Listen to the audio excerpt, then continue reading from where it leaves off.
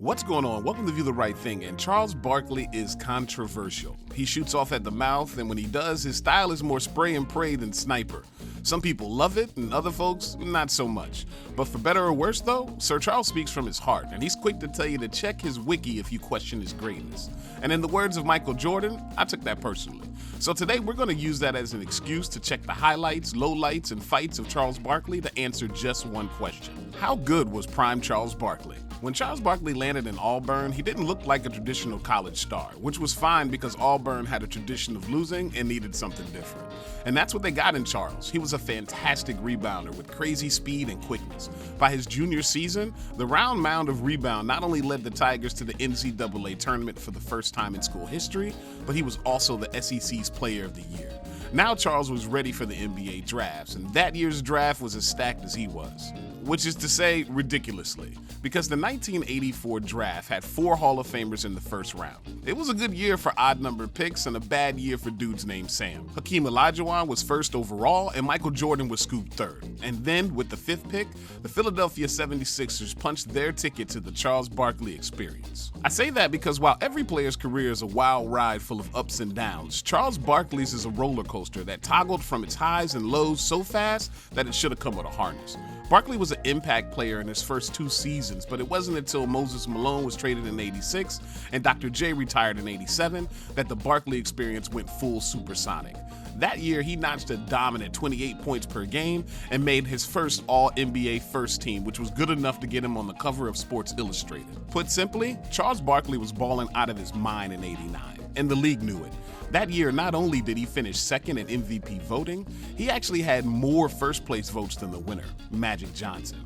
But the next year, the Barkley ride took a hard left turn on a night when the Sixers met up with Bill Laimbeer and the Detroit Pistons. What followed was one of the worst brawls in league history, and to be honest, the game was chippy from the start.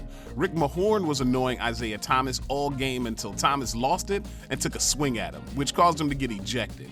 Dennis Rodman takes offense to that and takes a cheap shot at Mahorn. And Rick gets offended at that offense, which causes Bill Laimbeer to hit him with the ball because he too is offended. And that's when all hell breaks loose because Barkley comes out of nowhere and just starts throwing hands. That causes both benches to empty, and what ensues is a knockdown, drag-out fight that lasts for 5 minutes and even saw the fans join the fray. When the dust settled, Charles Barkley got his money's worth. He was fined $162,000, a record for that time. But an even bigger controversy was in '91, when he infamously tried to spit on a fan who was hurling racial slurs, but missed and spit on a little girl nearby. This led to a wave of bad press and a 1-game suspension. To this day, Barkley lists it as his only regret, but in classic Barkley fashion, he ended up becoming friends with that girl and her family. But like I said before, with Charles, every tragic low has a high, and the nightmare of '91 gave way to a dream in '92, because that was the year that Chuck was selected to the iconic Dream Team. And if you want to know how hard he leveled up on a team full of MVPs, he was the MVP. After the Olympics, Barkley was ready for a new team, which was perfect for Phoenix because they were ready to stop losing. Charles Barkley's impact was immediate. In his first game with the squad, he threw up 37 points and 21 rebounds and put the NBA on notice. With the Suns, Barkley finally had the right complement of players around him, and he just went off. That season, he averaged a 21-point double-double and earned the league MVP, though some people thought he only won it because of Jordan fatigue. Speaking of Jordan, this is as good of time as any to talk about Charles Barkley's flaws, because one of his major flaws, like a lot of players in the 90s, was that he had to play against Michael Jordan. I mean, yes, he was a poor defender with poor effort at times, but the biggest thing that kept him from winning a championship was not being Jordan. Like in the 1993 playoffs, the Bulls were capping off a three-peat, but the Suns, they were in the finals for the first time since the 70s. And Barkley was fantastic, averaging 27-point double-double and pushing the series to 7 games, but it still wasn't enough. After that, Chuck would go on to win another gold medal and then join up with the Houston Rockets the following season. And even though he would go on to average a double-double into his very last season, due to injuries and father time, his best ball was behind him. So how good was Charles Barkley? In his prime, he was unstoppable.